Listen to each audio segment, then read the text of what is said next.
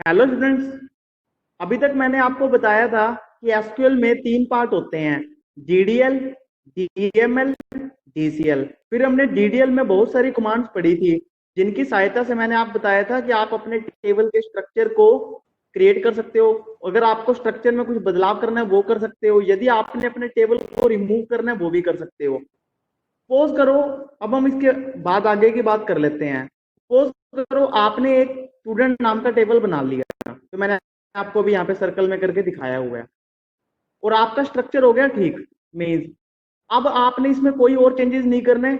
अब आपने क्या करना है, एक्चुअल में स्टूडेंट की इंफॉर्मेशन को सेव करवाना है। मीन्स स्टूडेंट के रिकॉर्ड्स को इंसर्ट करना है। मैं मान के चल रहा हूँ कि ये वाला जो डाटाबेस है ना, ये जो लैपटॉप है, ये आपके क्लास 12th के इंचार्ज के पास है। मीन्स वो अपने कंप्यूटर में डीबीएमएस में ये सब चीजें कर रहा है, ठीक है। आपके इंचार्ज ने टेबल क्रिएट कर लिया। अब बात आती है कि टेबल में अब वो क्लास 12th का इंचार्ज है, तो 12th क्लास के स्टूडेंट्स की इंफॉर्मेशन तो सेव करवाएगा ही। क्या क्या सेव करवाएगा? एक नेम सेव करवाएगा हर स्टूडेंट का, उसकी क्लास वो 12 हो जाएगी, रोल नंबर और उनका एड्रेस। हमने समझने के लिए सिर्फ चार ही एट्रीब्यूट लिए हैं। मींस आपने पहले चार एट्रीब्यूट से अपने टेबल के स्ट्रक्चर को बनाया। अब हमने एक्चुअल में रिकॉर्ड इंसर्ट हमने करने हैं, इसके बारे में मैं बात कर रहा हूं। अब बात आती है, अब हम एक्चुअल में रिकॉर्ड को इंसर्ट कर रहे हैं, ठीक है ना। अब बात आती है कि ये रिकॉर्ड इंसर्ट होते कैसे हैं, कौन सी कमांड से होते हैं। मैंने क्वेश्चन लिखा है, एसक्यूएल में डीएमएल की कौन सी कमांड या क्वेरी जिससे हम टेबल्स में, चाहे तो मैं इनको रिकॉर्ड बोल लूं, ये रिकॉर्ड है ना, first record, second record, third record, fourth record, means total चार रिकॉर्ड हैं। चाहे मैं इनको रिकॉर्ड बोल लूं, चाहे मैं रो बोल लूं, चाहे टपल बोल लूं, एक ही बात है। मैंने आपको बताया था, मैंने लिखा है एसक्यूएल में डीएमएल की कौन सी कमांड या क्वेरी है जिससे टेबल्स में रिकॉर्ड और रोज और टपल्स को इंसर्ट कर सकते हैं। अब आप देख रहे हो मैंने डीडीएल नहीं लिखा, मैंने डीएमएल लिखा है। तो अब आप सोच रहे होगे सर आपने डीडीएल क्यों नहीं लिखा। आप लोग भूल चुके हो कि डीडीएल में जो कमांड्स होती हैं उनकी सहायता से सिर्फ हम टेबल के स्ट्रक्चर को क्रिएट करते हैं। मैंने आपको बताया था जब हम एक्चुअल में रिकॉर्ड्स को इंसर्ट करने की बारी आएगी तब हम डीएमएल कमांड्स का यूज करेंगे।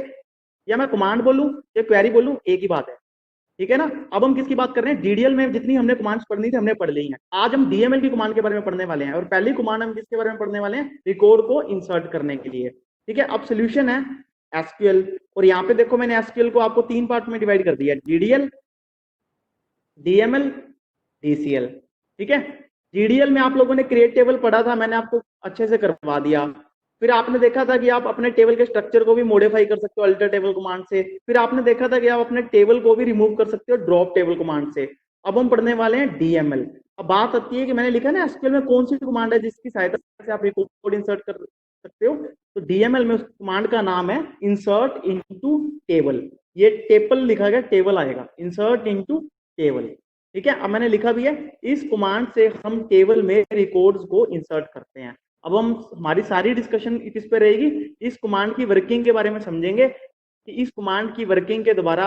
अब आप देख रहे हो ना, मैंने आपको ऊपर दो टेबल बनाए हैं, एक तो खाली स्ट्रक्चर है, स्ट्रक्चर के बाद मैंने इस कमांड का यूज करके इसमें 4 रिकॉर्ड इंसर्ट कर लिए।